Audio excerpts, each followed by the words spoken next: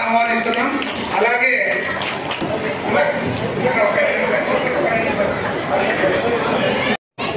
మరి ముఖ్యంగా రాయటూరు గారిని కూడా అనంతపురం నుండి వచ్చిన మన ప్రత్యేక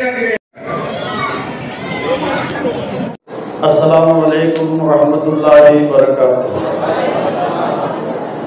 अल्हम्दुलिल्लाहि रब्बिल आलमीन। अल्लाहुम्मा सल्लि अला सय्यिदिना शफीना हबीबिना मौलाना मुहम्मद बारिक वसल्लम। बिस्मिल्लाहिर रहमानिर रहीम। रब्बि इश्रह ली सदरी वयस्सिर अमरी वहलुल उक़दतम मिन लिसानी यफ़क़हू क़ौली। ఈ రోజు రాయదుర్గం నియోజకవర్గంలో పెద్ద ఎత్తున ముస్లిం మైనార్టీల ఆత్మీయ సదస్సుకు తరలివచ్చిన मोहतरम मेरे बहनों को और मोहतरम बुजुर्गों दोस्तों को और यहाँ पर आए हुए हमारे नुमाइंदा एक्स मिनिस्टर कारोल श्रीनिवास साहब को और डयास पे बैठे हुए सारे कायदीन को मैं दिलों मुबारकबाद पेश करता हूँ। दोस्तों, अनकरीब इलेक्शंस होने वाले हैं, यानी मई 13 तारीख को इलेक्शंस होने वाले हैं। तो बहुत सारे इलेक्शंस हुए, 75 साल हुआ हिंदुस्तान को आज़ादी आके। अब तक हमें बहुत सारे इलेक्शंस में वोट देते आए, लेकिन अब जो इलेक्शन से सियासती एतबार से और मरकज़ रियासत स्टेट और सेंट्रल के इलेक्शंस दो भी एकदम हमें वोटा देना पड़ता। इसमें हमारा मुस्तक़बिल इसमें जुड़ के है। अगर मुसलमान सही माने में समझ के सोच समझ के अगर दानिशमंद से हमें वोट दिए तो हमारी ज़िंदगी में तब्दीली आती, हमारी ज़िंदगी तरक्की के रास्ते में चलते, हमारे बच्चे का ज़िंदगी अच्छे रहते। नहीं, इसका पहले भी हमें एक चांस बोल के जो जगनमोहन रेड्डी हमारे से एक वोट तलब करने वास्ते कोशिश करे, हमें क्या समझे ये राजशेखर रेड्डी का बेटा है, ने एक चांस दो तो है बोल के एक चांस दिए, तो एक चांस दे तो क्या करे, पूरा ख़त्म कर दिया। पूरा जितना भी रियासती हुकूमत का स्टेट का बजट है, उसमें बजट में जितना भी पैसा था उसको अपने फायदे के वास्ते इस्तेमाल कराया, लूट मार कराया। एक मरतबा गौर करो, जब उन्हें राजशेखर रेड्डी चीफ मिनिस्टर रहने को उन्होंने उनके बाप के साये के आड़ में 1 लाख करोड़ रुपए का घोटाला कराया। जब खुद सीएम बने तो उसका हालत कैसा रहता, उन कैसा खाता, अवाम को कैसा धोखा देता, लोगों को पैसा कैसा हड़प करता था। दोस्तों, आज का दिन दिखाया हमारे को। मोहतरम बुजुर्गों, दोस्तों, चंद्रबाबू नायडू चीफ मिनिस्टर 2014 से लेकर 19 तक रहे टेम्पो। चंद्रबाबू नायडू साहब मुसलमानों के लिए बहुत सारे कारनामे अंजाम पहुँचाए। उसमें एक पहले अहम चीज क्या है बोले तो, अहम कारनामा क्या है बोले तो 5 लाख रुपए 1 लाख सब्सिडी से 45,000 लोगों को लोना देना हुआ। लेकिन 5 साल का जगनमोहन रेड्डी का हुकूमत में उन्होंने भी क्या करा, जो हुकूमत में नहीं आने से पहले ये वादा करा, मैं आके इस्लामिक बैंक कायम कर दूँ बोला। लेकिन इस्लामिक बैंक 5 साल हो गया, लेकिन इस्लामिक का बैंक का नाम निशान तक नहीं लिया, उसको कार्रवाई में लाने की कोशिश नहीं करा। एक मुसलमान को भी 1 रुपए का कर्जा दिलाने में नाकाम रहा। इसका पहले 45,000 लोगों को 5 करोड़ रुपए 5 लाख के हिसाब से 1 लाख सब्सिडी से लोना देना हो तो ये 5 साल के अंदर किसी को तो लोना है क्या? कौन तो लोना ले क्या? एक मरतबा गौर करो। और दूसरा अहम कारनामा चंद्रबाबू नायडू की हुकूमत के दौर में हमारे गरीब बच्चियों का शादियों के लिए 50,000 रुपए दुल्हन का स्कीम के तहत देने का प्रोग्राम बड़े पैमाने में करना हुआ। पूरा रियासत में, आंध्र प्रदेश रियासत में 36,000 लोगों को 50,000 रुपए शादी हुई सो 5-6 दिनों में 50,000 रुपए दुल्हन के हाथ में रखने का एक रिवाज था। उसको पूरा तरीके से अमल करके चंद्रबाबू नायडू दिखाया। इनके अगला इलेक्शन से हुकूमत में आने से पहले मैं भी दुल्हन प्रोग्राम दे दो, 1 लाख रुपए रकम बोला, किसी को तो दिया क्या? अभी हमारे एमएलए साजिदा मिनिस्टर हमारे अभी बता रहे थे ये कॉन्स्टिट्यूंसी में 200 लोगों को, यानी रायदुर्ग में यहाँ पर 200 लोगों को 5 साल में देना हुआ। कॉन्स्टिट्यूंसी पूरा मिला को तकरीबन मैं समझता हूँ 500-600 लोगों को देना हुआ। लेकिन ये 5 साल जो मौजूदा 5 साल में जगनमोहन रेड्डी चीफ मिनिस्टर बनकर रहने को किसी को तो दुल्हन पदम के तहत किसी को तो पैसे मिले क्या? किसी को भी नहीं दिया।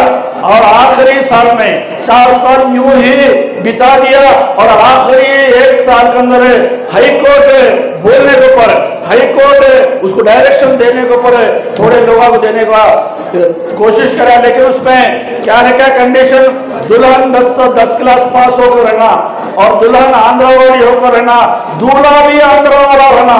आपको खरीद में कर्नाटका है, अगर कर्नाटका से कोई दूल्हा को हमें चुन लिए, वहां का दूल्हा को हमें सेलेक्ट कर लिए, वहां पर दूल्हा को शादी करना तय कर ले तो ये स्कीम नहीं इंप्लीमेंट होता, नहीं उनको सैंक्शन होता। इस तरीके से शरतार को प्रोग्राम को भी नाकाम कर दिया। मोहतरम बुजुर्ग दोस्तों, आज के दिन 45 साल उम्र के हर औरत को मुसलमान औरत को पेंशन देता हूँ बोला, किसी को तो दिया क्या? एक को भी नहीं दिया। अथवा प्रोग्राम इम्प्लीमेंटेशन नहीं करा। आज के लोग चंद्रबाबू नायडू अपने मैनिफेस्टो में 50 साल 60 साल आने की जरूरत नहीं, जो ओल्ड एज पेंशन बूढ़े लोगों को देने का जो पेंशन है, बड़े उम्र वालों को देने का, बुजुर्गों को देने का जो पेंशन है, वो 60 साल आने के जरूरत है मुसलमान के लिए।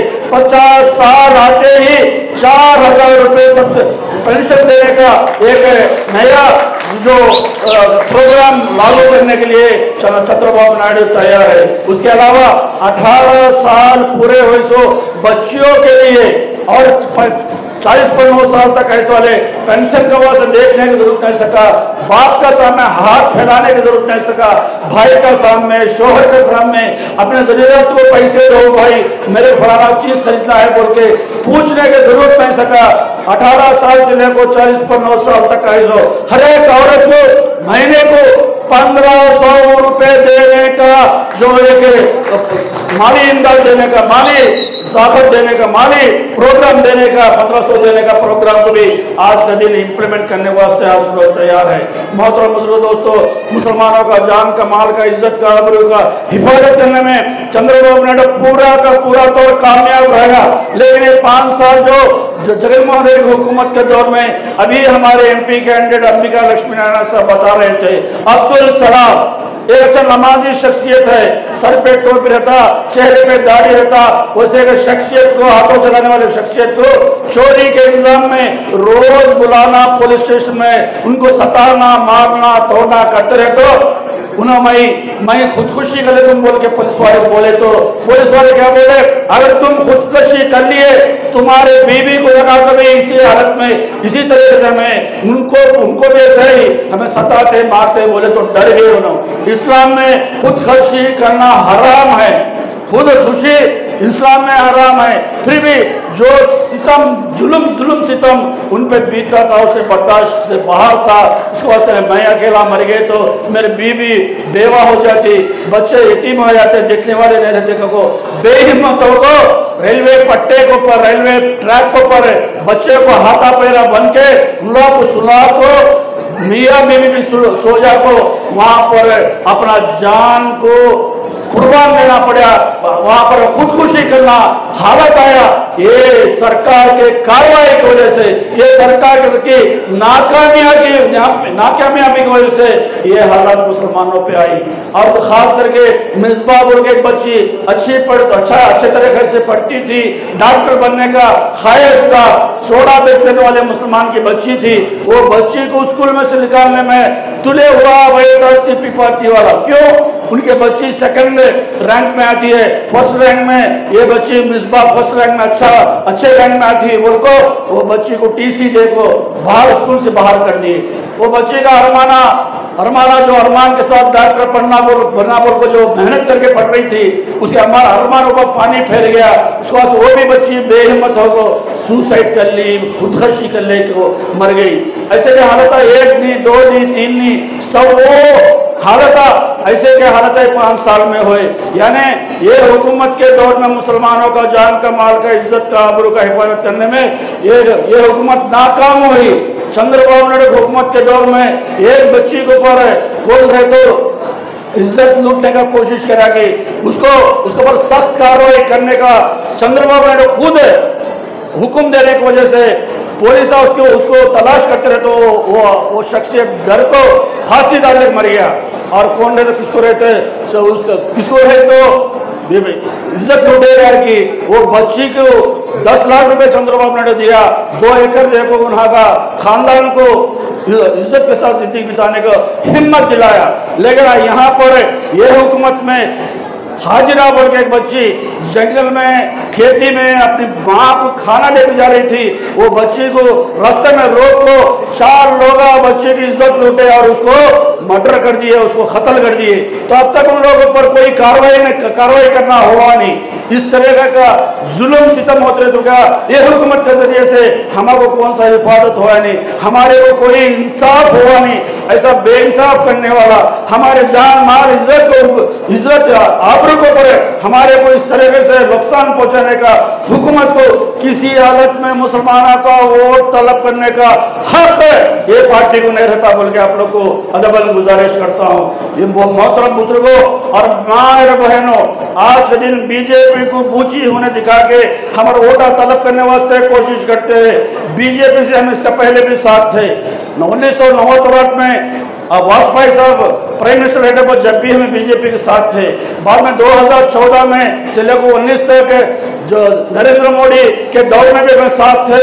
अभी 2019 में भी दोबारा तीसरा मरतबा हमें बीजेपी से इलेक्शंस में जीतने के लिए हमारे एमएलए साहब बताए जैसा सेंट्रल गवर्नमेंट के फंड्स को हासिल कर को ये स्टेट को तरक्की के रास्ते में चलाने के लिए हमें बीजेपी से गठबंधन करे, लेकिन दूसरा हमारा इरादा नहीं।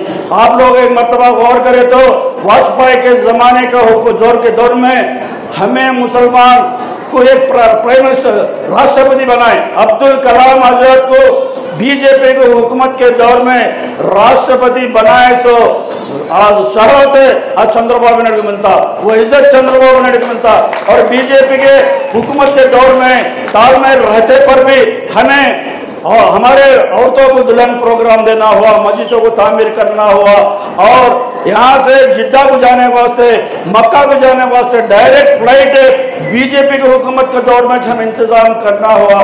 बीजेपी हुकूमत रहते हुए क्या हमें कभी भी मुसलमानों को भलाई करने में, मुसलमानों को बेहतर करने में, मुसलमानों को तरक्की ले जाने में, मुसलमानों को गुर्बत दूर करने में हमें कौन सा चीज़ भी हमें छोड़े नहीं।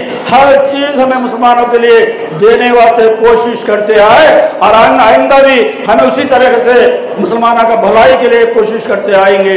इसका पहले 2014-2015 में मुसलमानों की बहिबूदी के लिए, भलाई के लिए माइनॉरिटीज वेलफेयर डिपार्टमेंट के जरिए से 2600 करोड़ रुपए हमें खर्चा करना हुआ।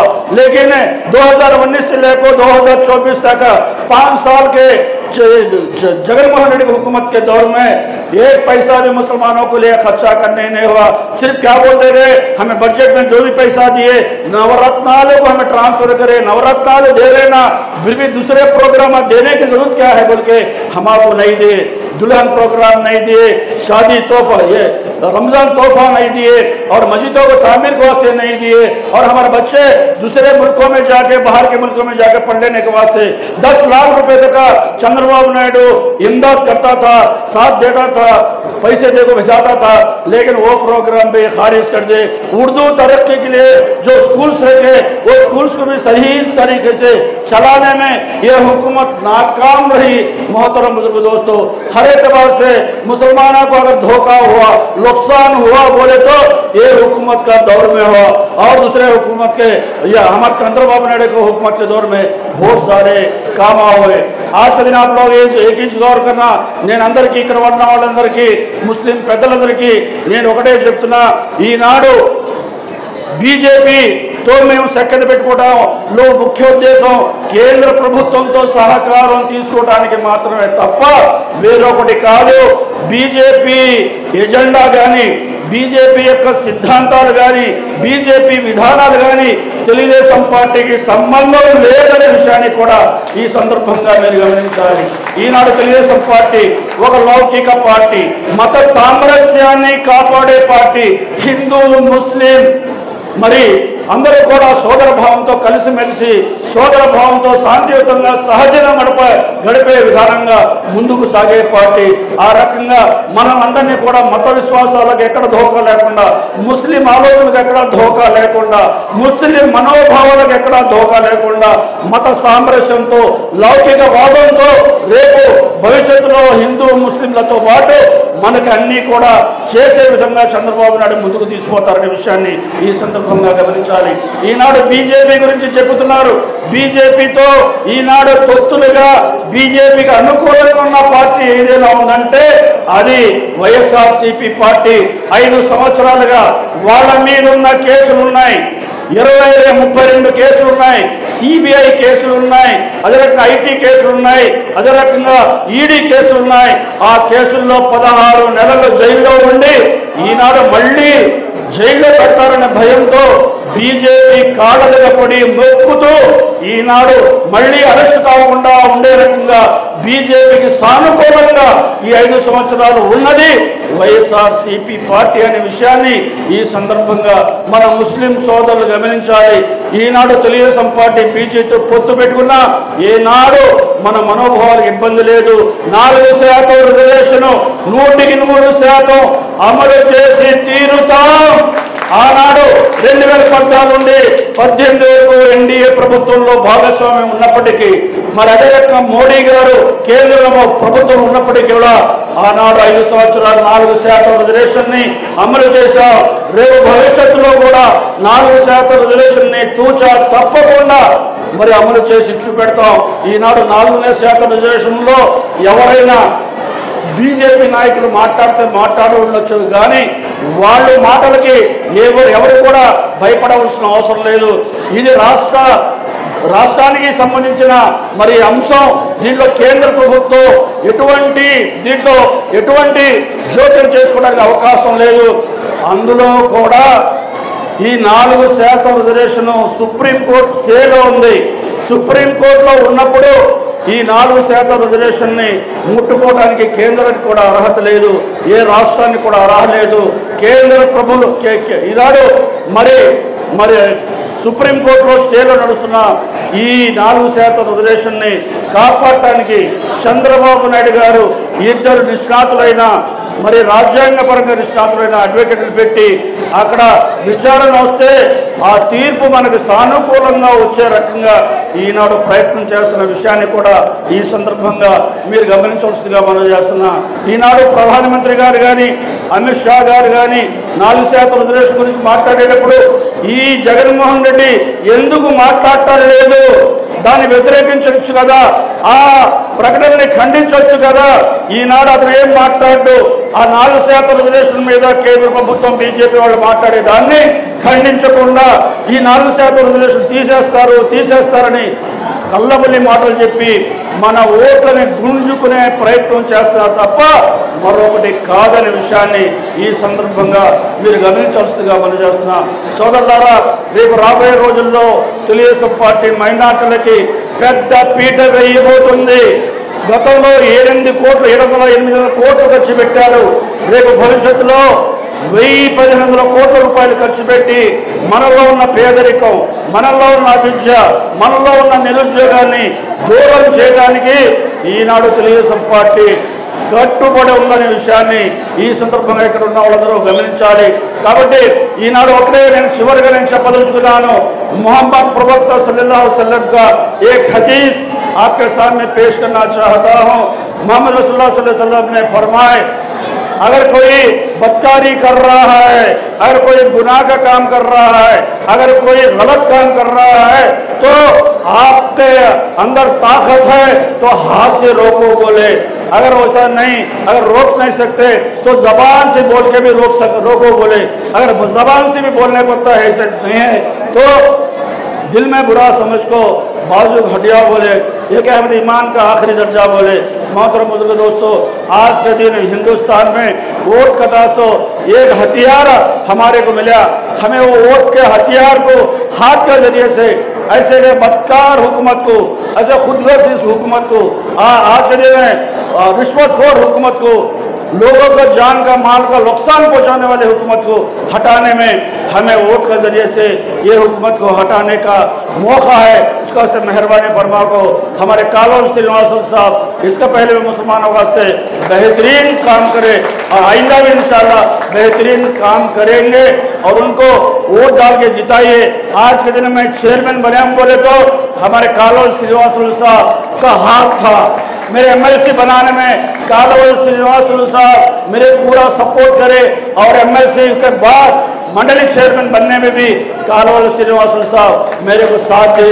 अल्लाह ताला उनको जरिया बना को, कालोल श्रीनिवास को जरिया बना को मेरे को एमएलसी मंडली चेयरमैन बनाने में अल्लाह ताला उनको जरिया बनाए. उसके वास्ते आज के दिन मेरे पर भी फर्ज बनता जो मेरे को साथ दिए, मेरे को साथ दे के मेरे को तरक्की के लिए मेरा ये जो पोस्ट है, मेरा इज्जत है वाला एक बड़ा पोस्ट देने में जो साथ देने में कोशिश करे, उनको भी मैं साथ देना बोल के बहुत दूर से आप लोग से मिलके आप लोग से अदबन गुजारिश करने के लिए, वोट डालो बोल के अदबन गुजारिश करने के लिए वहाँ से आज तक आना हुआ. उसका वास्ते मोहतरम बुजुर्ग दोस्तों, अच्छे शख्सियत को, इंसाफ पसंद शख्सियत को और चंद्रबाबू नायडू मुसलमानों का भलाई चाहने वाला, मुसलमानों को खैर खाही करने वाला वैसे एक शख्सियत को वोट दे के हमें जिताना हमारे पर ज़रूरी बनता.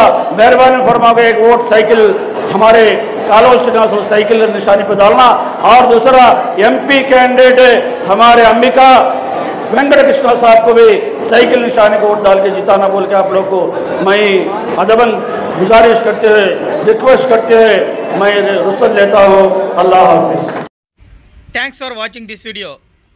ఈ వీడియో మీకు నచ్చినట్లయితే లైక్ చేయండి, షేర్ చేయండి, సబ్స్క్రైబ్ చేసుకోండి. మన రాయదుర్గం ఆర్డీజీ న్యూస్.